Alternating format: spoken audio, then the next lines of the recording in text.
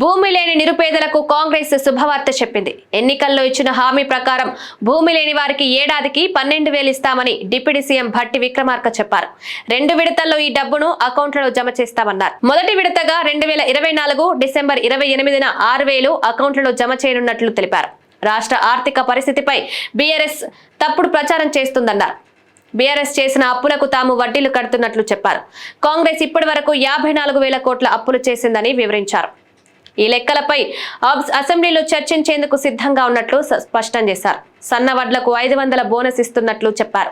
ఉచిత విద్యుత్ అందిస్తున్నట్లు గుర్తు చేశారు. రుణమాఫీకి 21,000 కోట్లు ఖర్చు చేసినట్లు తెలిపారు.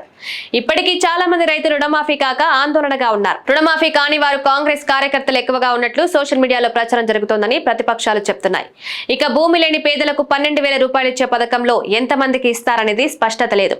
అయితే గత ప్రభుత్వం చేసిన అప్పులకు వడ్డీ కట్టడానికి ఆదాయం సరిపోతున్నట్లుగా తెలుస్తోంది.